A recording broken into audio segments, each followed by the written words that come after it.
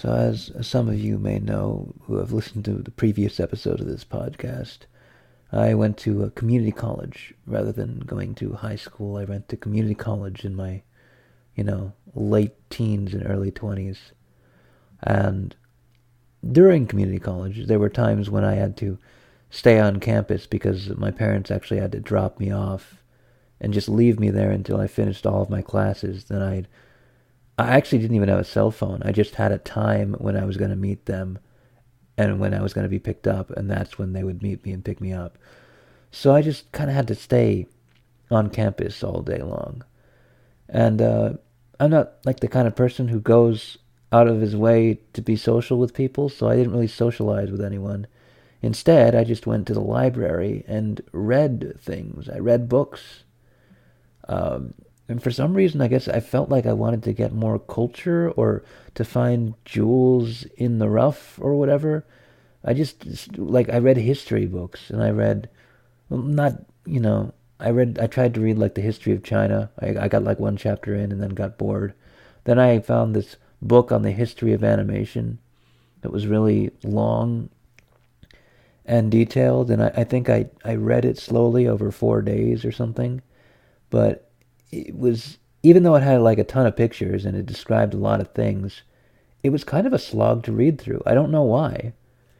Anyways, I'm kind of going off on a tangent here. This is not what I mean to talk about.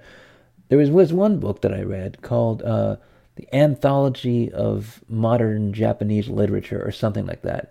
And when they say modern Japanese literature, they meant modern Japanese literature as in Japanese literature from like the 1800s or the late 1800s to the early 1900s. That's what they mean. So, yeah, I read this book and looked into it. And basically it just had a bunch of stories from different authors in Japan who wrote around that time, the late 1800s to the early 1900s.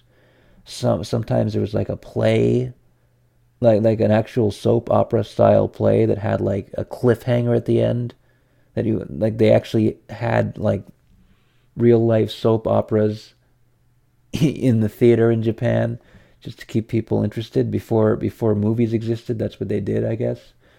Probably the same thing in America and also in Europe and everywhere. People got to have their soap somehow. But anyways, one of the stories that I read, the stories were, from good to bad. They were kind of on a medium level. Some of them were pretty okay. Most of them were pretty good, but none of them were excellent. But then I ran into this author, Mori Ogai. Now that is the Japanese way of saying his name. The English way of saying his name would be Ogai Mori. So his first name is Ogai and his last name is Mori.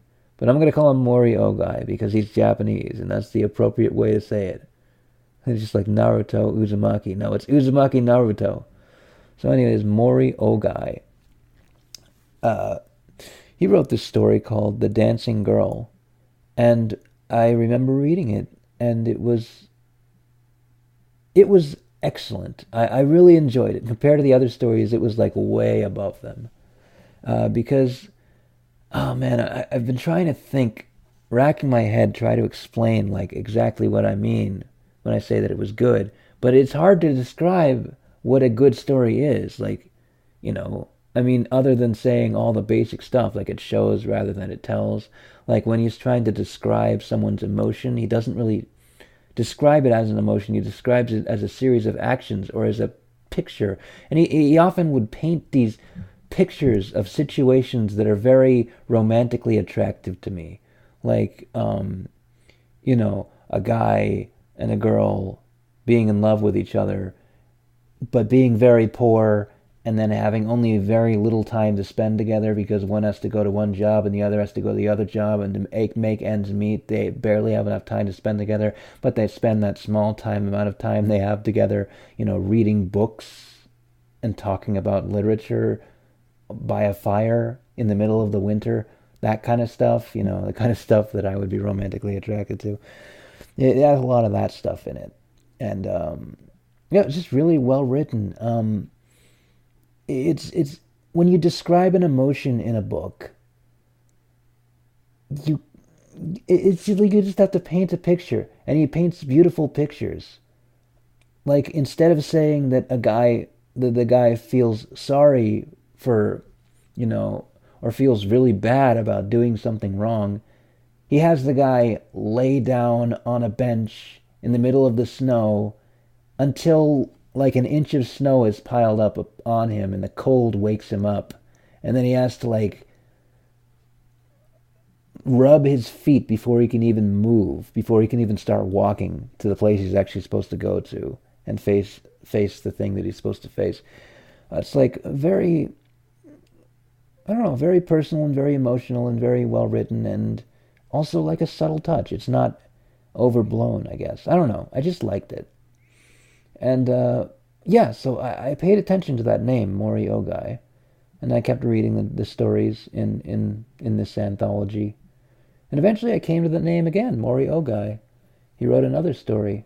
The first story was called The Dancing Girl, and it was about a guy, a student who he was like the highest, smartest Japanese student. This is in the 1800s, smartest Japanese students. So they sent him off over to Germany to study in Germany or something like that. And then he's like fascinated by Germany, and like the way that Japanese people look at Europe is always, they look at it in such a more romantic way than Europeans would look at Europe. Like, because they are fascinated by it.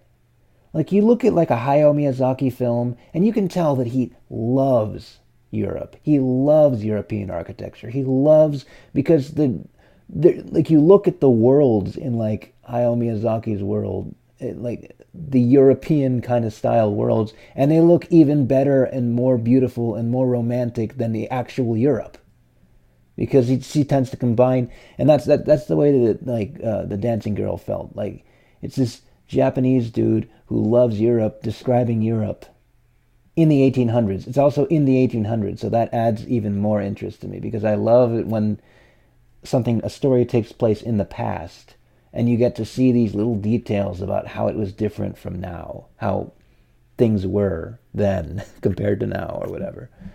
But anyways, that was the first story. But the second story, I was wondering if maybe it was just a fluke. Maybe he just wrote one good story and that was it. But then I run into the second story in the anthology that has his name written on it, and it's called Down the Takase River. And it is also very interesting. It's about this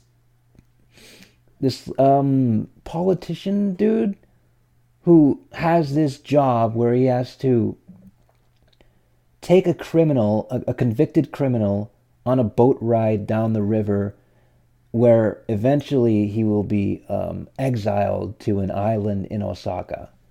And it's just like, it describes basically that. And, you know, in order to make it interesting, this situation is different than most situations where most of the criminals would be, you know, saying that they did no wrong, or they would be angry, or there'd be some kind of emotion. Like, it's usually a very emotional and sad and intense moment, intense, like, series of hours, this boat ride through the river to exile. But for this particular prisoner, it's not. He's calm, he's collected, and he doesn't seem like he has any regrets. And so it's basically kind of explores that, and explores they talk to each other, and, you know, just learn things about each other and that kind of thing. Very interesting story as well. And so, yeah, I guess this is just my way of saying that I like Mori Ogai, and I think that not a lot of people know about Mori Ogai, because even, what was that online thing where you ask whatever his name is, the dude with the turban on his head, like you can think of a character in your head, and he'll keep on asking you questions, and eventually he'll guess that character. Well, I thought of Mori Ogai, and he couldn't guess it. He couldn't guess Mori Ogai. So whatever. I don't know what I'm doing anymore. I guess this is the end. I don't even know if this turned out too well. I feel like I'm really bad at describing things. Like, I thought about how to describe this, and how to describe what Mori Ogai's writing is like, for like an hour before recording this, and I don't have any idea. Like, my mind is still completely blank as I'm trying to describe this. It's so frustrating, man. But this is the end of this episode of the Kokino Podcast. I hope you enjoyed it. I hope you got something out of it. I hope that, like, you somewhat understand what I'm saying, that Mori Ogai is a cool author, and more people should read him. All right. See you guys next time. Goodbye.